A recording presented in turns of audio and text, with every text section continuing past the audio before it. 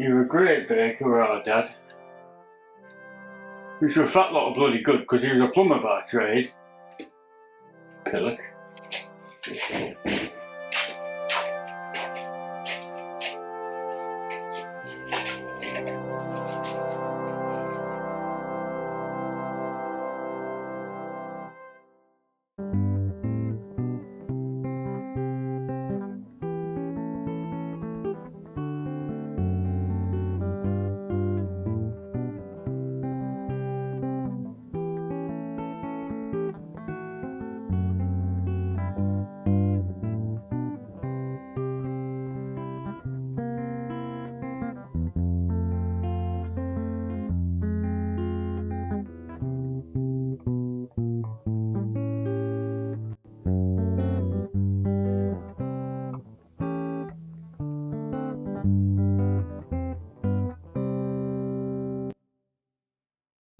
Hello, and welcome to episode 4, series 2 of Not the Share Circle, the antidote to group therapy.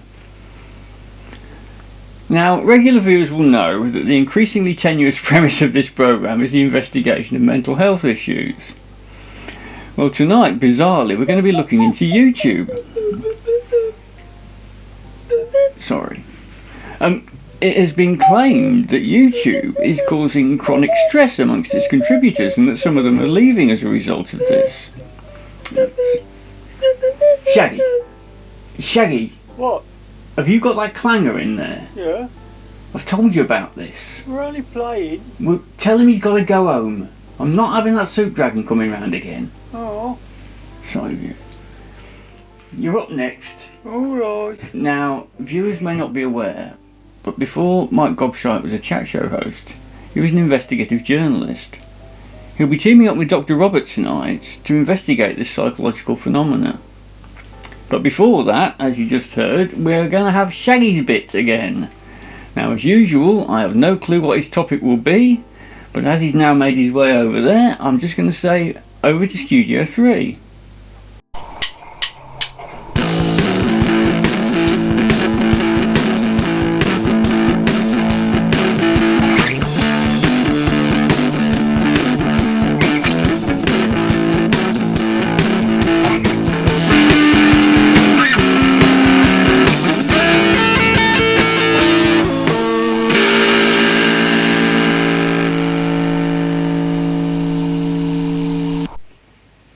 Hello viewers, it's time for Shaggy's bit.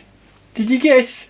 This week we're going to have another round of Up My Nose. And I'll tell you what's been getting up my nose this week. The 80s. Well, not the 80s per se, but all these films and TV and millennials who weren't even there going on about the 80s like they were great. Well, they weren't, they were crap. I mean, it was a time that style forgot. I mean, in the 60s, right, you had what?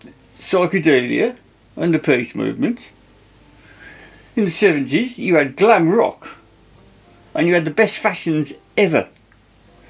What did we get in the 80s? We got Thatcher, AIDS, and bloody electro-pop. Now, it might surprise you to know, babyface that I am, that I was a school leaver in the 80s. It was certainly no time to be a teenager. Thatcher had been bugging my generation since the infants. She stopped our bloody milk. By the time we left school, she'd invented mass unemployment. Luckily for me, I was what is known as versatile. I didn't care what I did, or where I did it, or how stupid the uniform was, just as long as I didn't have to have a haircut.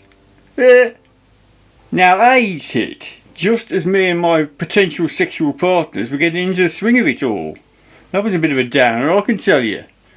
It wasn't so much the thought of, dying after one misplaced shag. It was the fact that everything about sex suddenly became so bloody sensible. Worst of all, it marked the demise of the rubber johnny. Up until this point, most teenage sexual rituals revolved around the rubber johnny. You and your mates would dare each other to buy a pack of 3 when the woman assistant was on at the chemist's. One of my mates, right, he fancied the woman assistant at the chemist's, He went in, this was classic, he went in and he bought 33 packs of 3 and then he sang 99 red balloons at her. It was absolutely brilliant. So after you bought your pack of 3, right, you'd take him down the pub and you'd ping him at the girl of your dreams and make her shriek. I honestly think me and my mates have forgotten what their real purpose was. With the arrival of AIDS, the rubber Johnny metamorphosed into the condom. Suddenly, it was the sensible thing to do. Everybody was buying them, even the girls. They were no fun at all anymore. People were having frank and open discussions about their sexual practices. Put me right off. But the worst thing about the 80s was the music. Electro bloody pop. 3 or 4 wassocks stood around with poncy haircuts and rain macs on, in front of a bunch of Tandy home organs all staring moodily into the camera. It was even worse when you realised that what they were playing was actually rehashes of old disco. Anyway viewers, to return to my original point, you get all these millennials banging on about the 80s like there was some major cultural event in time and history. Well, they weren't. I'd like to take the lot of them and lock them in a room and play them Blue Monday on a loop tape. That's what's been getting up my nose this week. See you, viewers.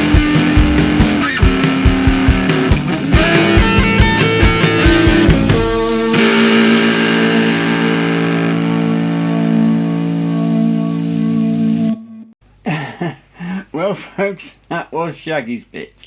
Witty and acerbic as ever. He's very true in what he says about the 80s though, they really weren't the days. It was however a good way of sneaking Dr. Robert into the studio without him knowing. Now on to our main theme, YouTube. Now I've been told by our CEO Bobby Nomays that I am rambling a bit in my links, so I am to keep my mouth shut other than to say, over to Studio 5.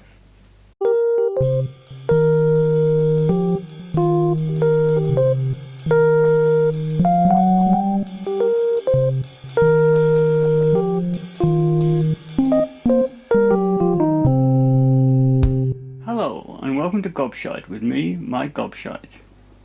Tonight we're going to be asking the question, YouTube, is it suitable for adults?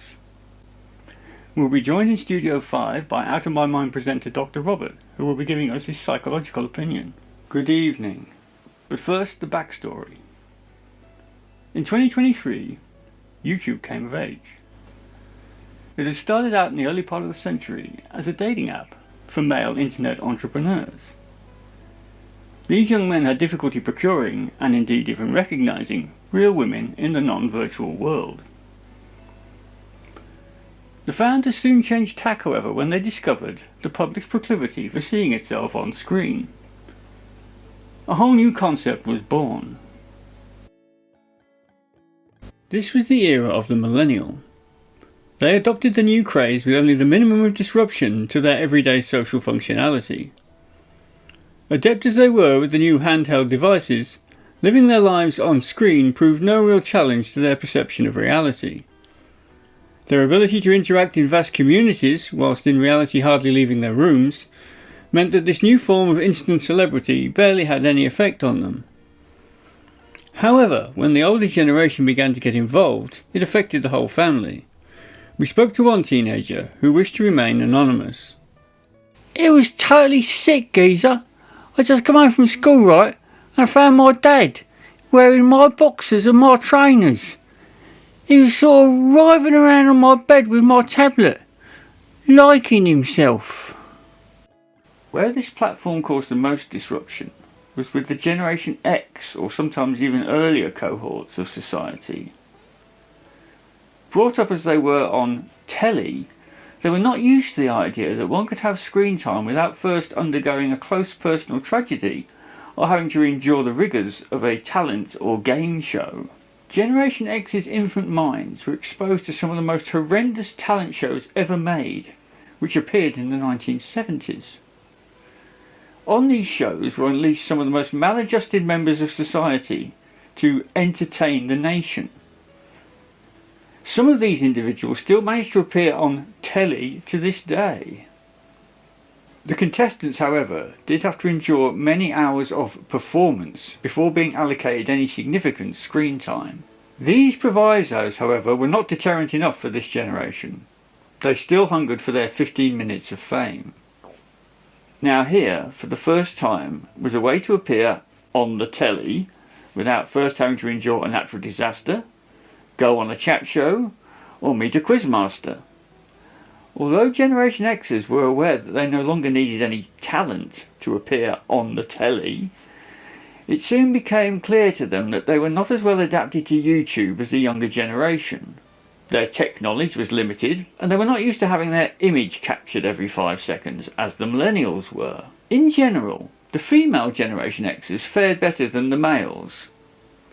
Their channels stuck to age-appropriate, pre-existing hobbies which they were well versed in. Channels such as Let's Sew with Polly Pincushion, Coffee and Cakes with Kathy and Carol, and the ever popular Granny McCready's Bondage for Beginners. Young man! The males, however, felt that the generation gap was a barrier to a wider audience. Tragically, they adopted the mannerisms, fashions and habits of the millennials. Suddenly, viewers are subjected to a most appalling sight.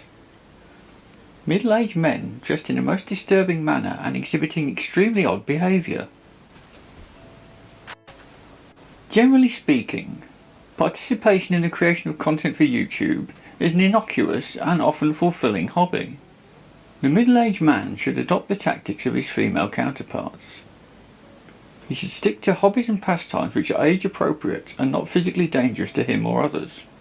Should he do this, he can safely create content in which he can derive pleasure and some small personal pride. If you think an aging member of your family is suffering from this problem, here are a few things to look out for. 1. The adoption of age-inappropriate clothing, especially baseball caps.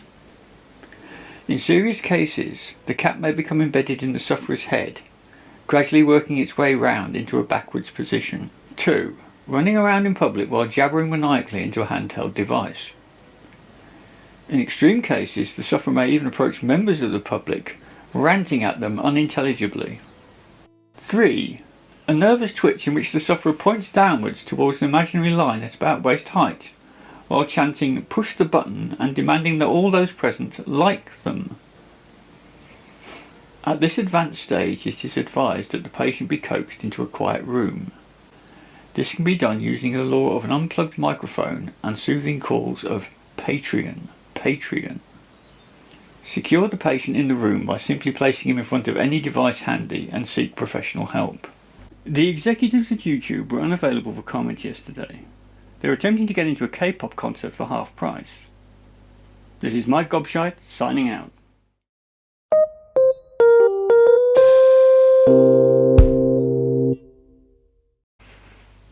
Well, there you go, viewers. Hard-hitting stuff, I'm sure you'll agree.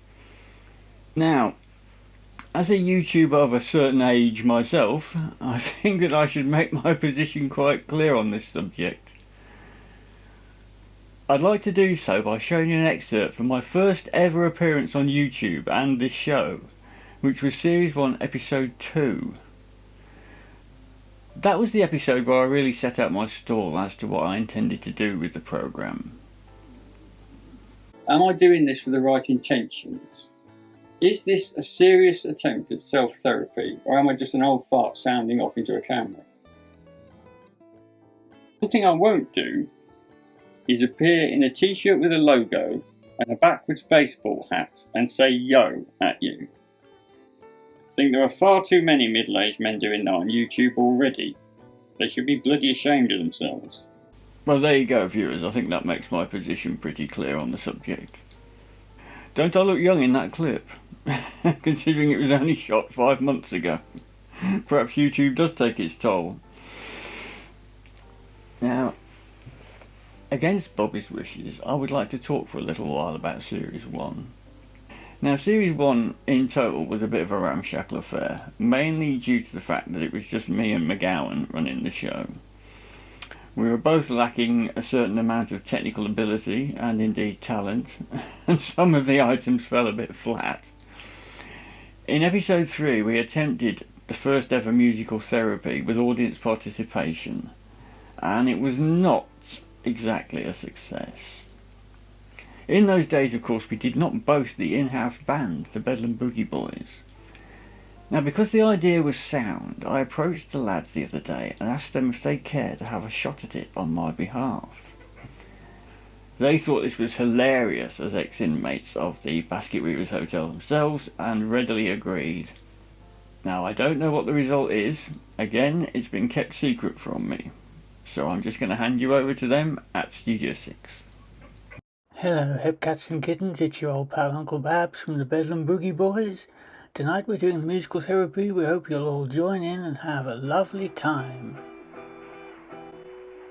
Now I'm the king of the swingers, well, the jungle VIP. I've reached the top and had to stop, that's what's a-bothering me. I want to be a man cub, stroll right into town, and be just like the other men. I'm tired of monkeying around. Oh, whoopie-doo, I wanna be like you. I wanna walk like you, talk like you. You see it's true that an ape like me can learn to be human too. Now that was very good, ladies and gentlemen. But I did see a few goldfish at the back. Little round mouths with no sound coming out.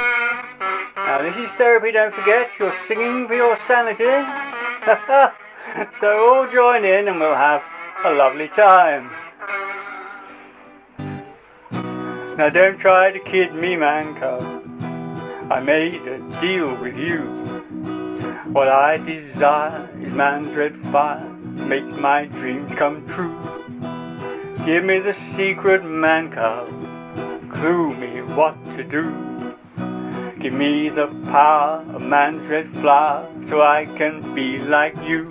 Oh, whoopie-doo, I wanna be like you. I wanna walk like you, talk like you. You see it's true that an ape like me can learn to be human too. One more time.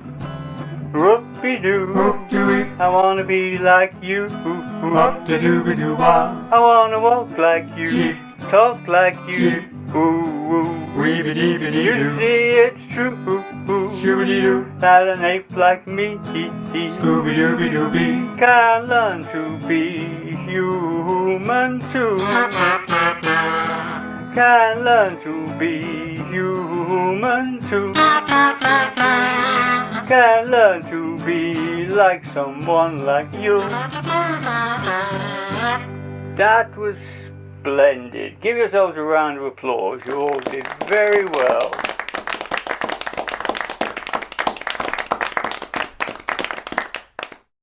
And once again, viewers, the professionals make it look so simple. Well, that about wraps it up for this week. I would like to wish you all the very best, and as ever, I would like to thank you all for your kind indulgence.